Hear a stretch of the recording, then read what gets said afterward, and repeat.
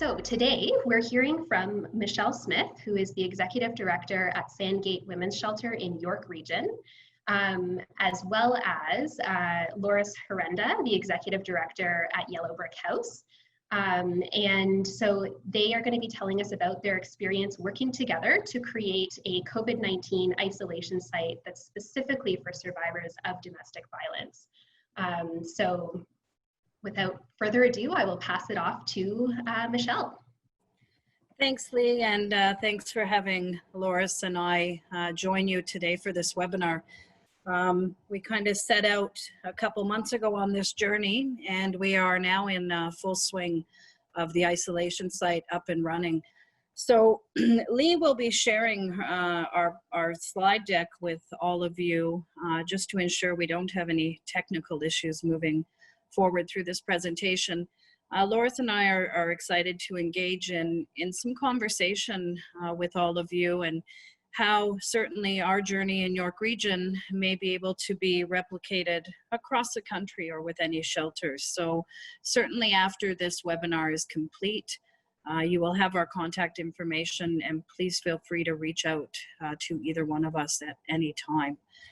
So we're just going to take you through kind of a few slides, then we're going to look at a video, and then we're going to move on to some hopefully engaging conversation as we move towards the end of the webinar. So if I'm just going to have Leah switch over to the next slide. As Leah had shared with you, my name is Michelle Smith. I've been the Executive Director with Sandgate Women's Shelter in York Region for almost 2 years now. Not new to the sector. I ran the Rape Crisis Center for the region, so have had the opportunity to work with my colleague Loris for probably the last almost, I don't want to say how many years, but it's been many, many. So having this opportunity for our organizations to come together in this collaborative model has been something we have been looking forward to for a long time in our region, and it's been amazing to watch it come to fruition over the past few months. So if I can get you to click, Leah. I just want to, so Sandgate is one of 2 violence against women shelters in York Region. We opened our offices in 1992, and we currently offer 30 beds in 2 shelter locations. So like many other shelters, we provide outreach counseling, the child witness program. We also have transitional housing units attached to our shelter, and we provide groups and crisis counseling and all the things I think that all of us do in some fashion.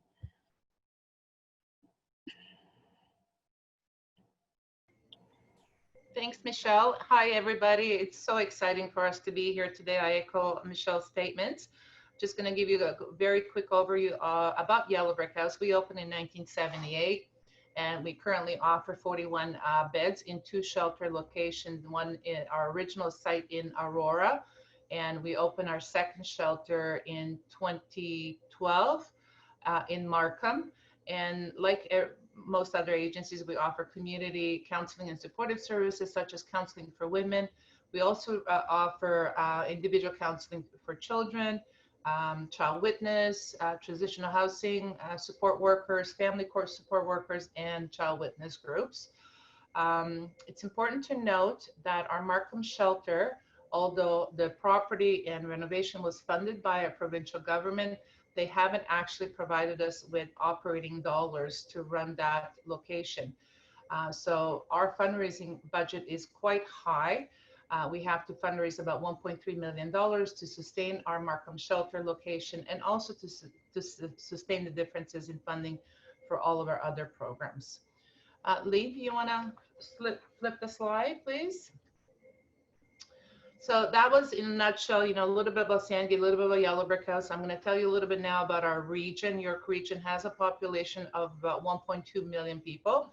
It is the fastest growing region in Canada, actually. When I came to Yellow Brick House 16 years ago, I think we were about half the size at that time. Yet we remain only 2 agencies in York Region that provide violence against women services through shelter and community counseling programs. We are both funded by our provincial government, which is the Ministry of Children, Community, Social Services, and we also receive a little bit of funding from United Way Greater Toronto Area. I think that there's also some funding pockets that we receive, Yellow Brick House receives from Ministry of Attorney General for a family court support worker program. And I'm sure we both have some Trillium grant funding. So 2 VAW agencies in York Region. Then we have Blue Door, which is provides it's a homeless shelter for one is for men, one location is for families, and they also have a location for youth. And then there's a 360 Kids organization that provides services to youth, and plus they're funded for a couple of beds for survivors of human trafficking.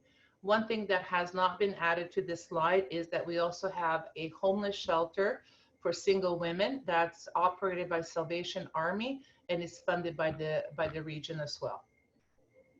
Lee, if you can, great, thank you. So fast forward to last year, Reaching Home federal funding was funneled through United Way Greater Toronto Area, and violence against women sector was invited to sit at this Reaching Home table. It's a planning and implementation committee. And the reason we were invited to sit at this table, Michelle and I, is because VAW is included in the homeless definition. So this was our opportunity, first time ever, I think, that we were invited to this regional table with United Way Greater Toronto Area to provide input about the violence against women sector. Once COVID-19 hit in March, soon thereafter, I think by the end of March, all the homeless shelter clients were moved to a hotel, and Michelle and I followed suit and moved all our clients to respective hotels. So all our clients currently, Yellow Brick House clients are in one hotel, and Sandgate clients are in another hotel. And of course, the homeless sector has their own location. Fast forward to April, the region decided to start looking into opening a transitional center with 50 beds for the homeless population. And they were considering offering us 3 to 5 beds for violence against women sector. And Michelle and I, you know, speaking on a daily basis and really looking out for the best outcomes for our clients, we decided that that would not be the ideal situation to have women who are fleeing violence with their children to move into a homeless shelter. So we really started to advocate to use, you know, one of our 4 shelter locations as an isolation site for women who are fleeing violence. Lee, can you flip the slide, please? At that time, the region was quite clear that they were not willing to pay for a separate isolation unit for violence against women. However, United Way Greater Toronto was willing to utilize some of the Reaching Home dollars to fund the isolation site. You're going to hear us using the term isolation site and transitional site intermittently, because originally it started as an isolation site and the women and families were to stay there for 14 days. However, we're seeing with public health doing the testing that we are able actually to get women out quicker. Once they're tested negative, they can actually leave the site a lot sooner than that. So of the 4 locations that we have, of 4 shelter locations, we decided to pick Sandgate shelter location that's located in Jackson's Point, right on Lake Simcoe, a gorgeous location, because it had the most potential to be outfitted to fit 3 large families, and you'll have a chance to see that when we do a virtual tour. If you recall, I mentioned earlier that one of our shelters is not currently funded by the provincial government. So at that time, Yellow Brick House had to lay off the shelter staff from that location because we were not in a position to do the fundraising that we normally do during COVID-19. Once we were able to secure funding from United Way to cover the expenses for the staff, we were able to recall staff to come and work at the isolation site at Sandgate location in Jackson's Point. And the agreement that we have with United Way, original agreement is up to August 13 of this summer, but we're already having conversations with United Way about extending this project until the end of March of next year. Lee, can you flip the slide? Thank you. At that time, of course, the Sandgate is still currently funded by the Ministry of Children and Community Social Services. So we had a conversation with our program supervisor about their willingness to support Sandgate utilizing one of these locations for isolation site. And they really had no objections to that at that time. So as families come into the isolation site, so any intakes that come in, public health is notified so that they can make arrangements to come and test the families on site. And once the negative test is obtained, women are then asked which is their preferred move, which hotel they want to go to. Is it the hotel that's operated by Yellow Brick House or the hotel by Sandgate, or if they want to relocate to a shelter that will actually intake families right now. So we had also conversations with Greenhaven and Aurelia about utilizing their shelter for families who've tested negative and are being transferred to Aurelia if that's their choice to do that. Our team was really fantastic in terms of working out the logistics. You know, how do you track the numbers? Who does the intakes? And we basically made a decision that if a call came on a Yellow Brick House 24/7 crisis line, we will handle that intake. And likewise, if it came on the Sandgate crisis line, they will handle that intake. So it's really tracked by the agency receiving that call. Yet while the family is on site, both the Yellow Brick House staff and the Sandgate staff member work together. So that they're always double staffed 24/7, one individual from each of the agencies. I thought it was important to note the work that had to go into making sure we were compliant with public health. I'm really, really happy to say that we have remained COVID-free in the VAW sector in York Region. York Region's seen some of the largest outbreaks within our period with COVID, mainly in our long-term care homes and certainly with the sharing of staff in congregate living areas. So it was really important for Loris and I and our two teams that, you know, we really put a lot of time into the detail of the shelter and ensuring those isolation potential from one another. So putting up all of the temporary walls, looking at the plexiglass, all of those pieces have been very important to us and have enabled us to continue to do what we're doing. So I guess, Lee, at this point, we'll turn it over to any questions that individuals may have. And as I said, Loris and I are always available for anybody to reach out to us if you have any questions or you're thinking of doing the site in your area. Great. Well, thanks, Michelle and Loris. That's super interesting. And it is really cool to be able to get kind of a tour or some insight into what it actually looks like. So I would encourage people listening to put their questions into the Q&A and we can address those. So, Lee, sorry, I just wanted to also note, as most webinars through Women's Shelters Canada will be taped, unfortunately, the tour was only for those of you who were signed on today for obvious safety reasons. Yeah. We just thought it would be helpful for you to actually see the space. Yep, definitely. The benefits of joining live. If I just may add before anybody has questions, I think one thing that Michelle and I have committed ourselves to right from the beginning of COVID-19 is that we would not stop intakes in our region. So even when the isolation site, which can house 3 large families, when that site is full, we do continue intaking women into our hotels, just because, you know, from day one, we committed to doing that. So we are functioning above our capacity at our hotels and you know, of course, we're full at the isolation site.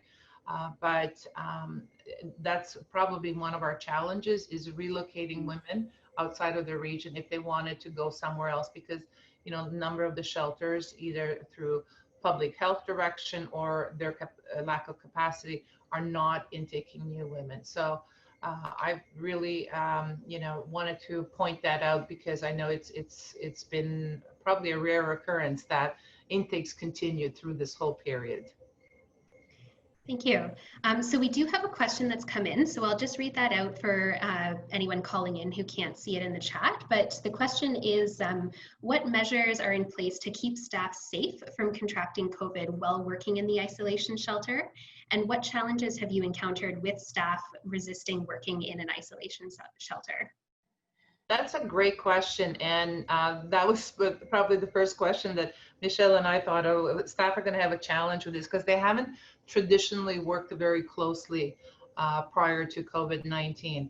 And when we set out to recall Yellow Brick House staff from their layoffs, actually, most of them were very eager to come back. They didn't really enjoy being at home, and with the wage subsidy, that was quite helpful, and offering them additional time and mileage expenses covered, because the location is quite a bit further for some of my staff anyway. So we didn't have a challenge. We had the supervisors, both shelter supervisors and managers, have a number of Zoom calls before the site actually opened. We brought staff in for a day of orientation and training, so they can become familiar with each other, and familiar with the location as well. And the feedback that we've been receiving from day one is how amazing each team is. And we haven't had, so far, knock on wood, any issues with team members collaborating. In terms of the PPE and safety, the two staff members that are on site, they're in two different rooms. And so they're not face to face, and they're provided with full PPE. So face masks, face shields, gowns, gloves, everything that they need. And they feel quite comfortable and confident that they're safe, which we know so far it's worked quite well. And I think it's important to note, Lee, in the province of Ontario, our directives are very clear for PPE and congregate living settings through our public health. So public health has been giving us directives that we need to adhere to. Our PPE supply is being delivered by our ministry. So we haven't had an issue with, as Laura said, anybody wearing. And, the nature of our work, as all of you know, is we are not in direct contact with our women. Generally, as you have seen, we have the plexiglass up, and we have different levels of mask if we're without a client, or mask face shield when we are with a client or cleaning a room after. So those directives are given to us. Great, thank you. So we have another question here, wondering if the isolation site is only for families. If so, what happens if there's single women who need to stay somewhere? Is there a separate house, self-contained units? Mm-hmm. Yeah, all right. It's a first come, first served basis. So we have capacity for up to 18. So three women, and with up to 5 children each. We will take single women, and they will go through the process the same. Our goal is to maximize, kind of how many people we're working with. So definitely, if we can place a single woman in another shelter within our area or outside of our area or the hotel, we will do that for isolation purposes and have the families, but we don't prioritize one or the other. Great, thank you. So if other people have questions, do feel free to put them in. And maybe while people are typing, I was wondering if there are any other challenges that you've had as you've been running it the past few weeks that you wanted to kind of highlight what that has been and how you've sort of addressed it, in case anyone else was thinking of setting something like this up. They could kind of avoid that problem maybe. I'll answer that. I think that there's challenges in anything we do. We have gone from single shift of staff to a double, 2 staff on every shift. I think our challenges we will see is when we go back to whatever our new normal will be, you know, staff going back to that single shift. We're asking different, we're asking our staff to do different things. So we're asking them to prepare meals, which has not been in the nature. They certainly join in and help with the cooking, but that's not something that they have been doing. So for some of our staff members that may not, you know, cooking might not be their forte, that has been a little bit challenging, but we, you know, we've got around that by really, you know, having open conversation around new expectations. We've had a tremendous amount of community support from our local restaurants across York Region. So many of our meals in the hotels are being donated by restaurants. I think work styles, you know, we're looking at a brand new collaboration. So even though we are two VAW organizations with a similar mandate, there's always going to be different styles of how one staff may choose to work with a woman opposed to how another may. So for Loris and I, you know, being the directors in our organization, every step of the way, it's been really important that we're role modeling, you know, the communication that we're expecting from our team. So we're, you know, we are part of the daily, you know, we're not sitting back. Our team members are communicating with us all the time. And we're really, you know, encouraging this new way of working together, because we don't know how things are going to go down the road. What we do know is, you know, we already lack the beds needed to serve our community. And we know that women aren't coming, you know, forward. We know they're at greater risk during this time. So for Loris and I, it's about being proactive and strategic in our approach always. Great, thank you.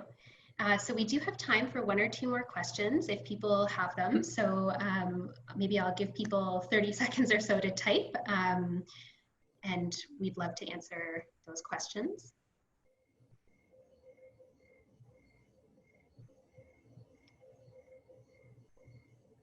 And Michelle or Loris, I don't know if there's anything you wanted to add before we sort of sign off or wrap it up, if there aren't any other questions. I do. I just think it's really important right now at this time, with the way all of our shelters, you know, came to be historically in that congregate living way, that we're continuing to advocate, you know, that our spaces are appropriate. What can new models look like? I think we're at an amazing time to look at this as an opportunity of how we change the way we've done things to ensure we're accommodating the needs of our women and children. And I think we've all been challenged during this time, more so than ever, with the, you know, how our communities are responding to this pandemic. And I just want to ensure that, you know, we're taking the time with our colleagues. I know collaborations have been difficult when we have been somewhat, you know, up against one another for funding pockets, all of those things we experience every day in our work. I just want, you know, if I can put it out there, to be mindful that true collaborations can happen. They take a lot of work and they take a lot of communication. You know, Yellowbrick and Sandgate are prime examples. They are two shelters that had very little communication in one region.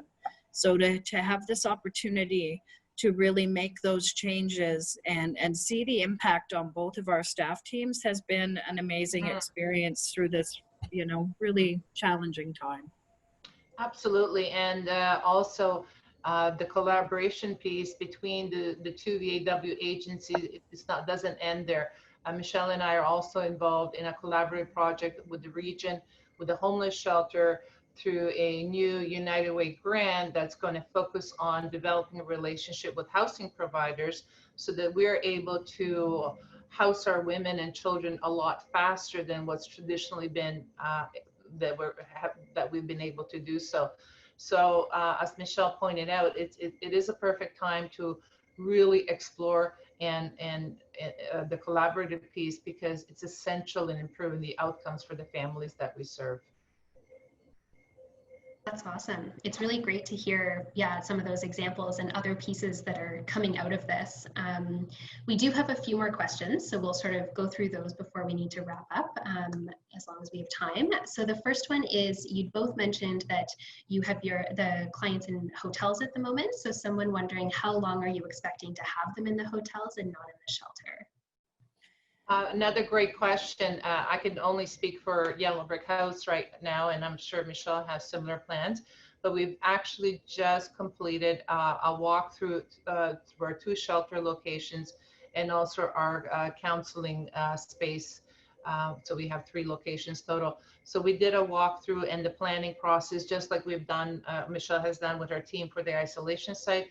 We've done that for our locations and obtained quotations for what we would require to, ensure that there is plexiglass or sections for families to reside in. So, bedroom, their own lounge area, their own bathroom, and their own access to the kitchen. So we've just completed that. Now the next phase of that is looking for some capital dollars so that we can implement those changes. And at that time, we will be able to relocate. When we complete that, we will be able to relocate women back into the shelters. And So quick answer. fall time. Yeah, quick answer for Sandgate, we don't know. Until public health directives coincide with how we can operate the shelter, we're not going to put women at risk. So Sandgate is looking at some alternative options with modular homes, tiny house community. We're looking at 10 acres of land to potentially build 8 dwellings on that would accommodate families.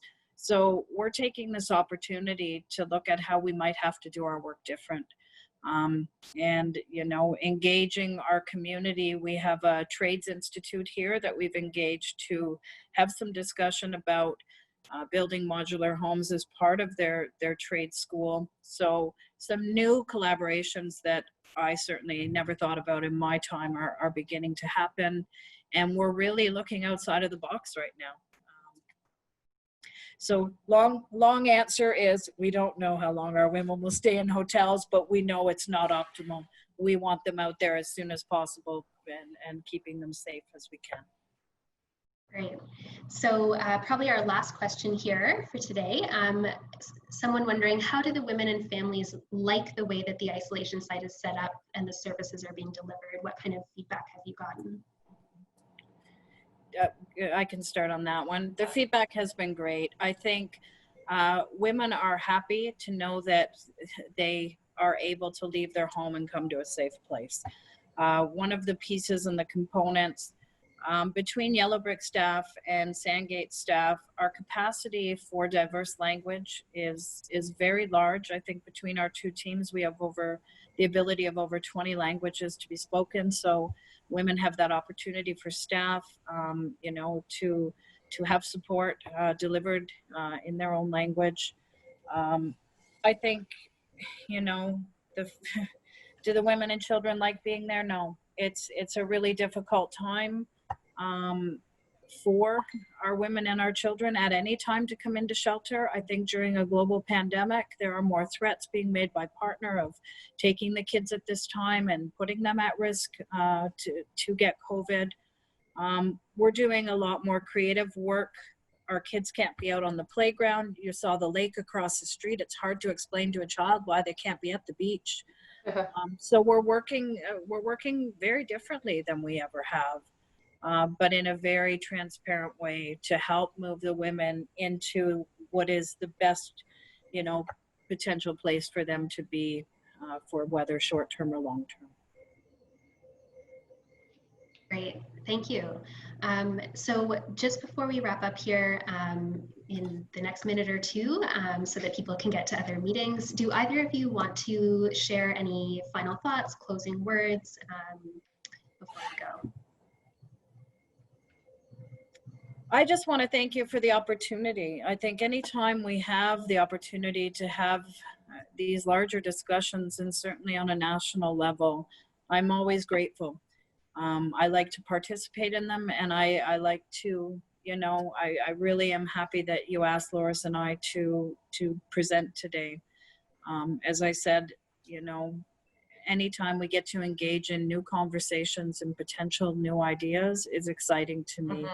Absolutely. And I think during this time, we've, by force, we've been really looking into doing things differently. And I think it's a great opportunity to learn from each other. I know that myself and one of my managers were planning a trip in September to British Columbia to visit one of the shelters there so that we can learn and expand our knowledge base. Unfortunately, that's going to be postponed. But I think, each one of our agencies has certain gems of information and knowledge that this is a great opportunity to, and a method to share with you. So any questions anybody has that you think of afterwards, please reach out to Michelle or myself, and we'll be happy to have a conversation with you. Well, thank you both so much. This has been super interesting, and I think it was, really tangible kind of information, a great example or some things for other people listening to think about as well in their context. So thank you so much for joining us. And thank you to everyone who's listening in. You asked some great questions. That was a really interesting discussion. As you're logging out of the webinar today, you will be taken to a quick feedback page for the webinar. And if you have a minute, we would appreciate that feedback. It does help us make sure we keep improving the webinars that we're offering. So I hope that everyone will take a minute to do that. So thank you so much, Loris, Michelle, and everyone else for today's webinar. It's been wonderful.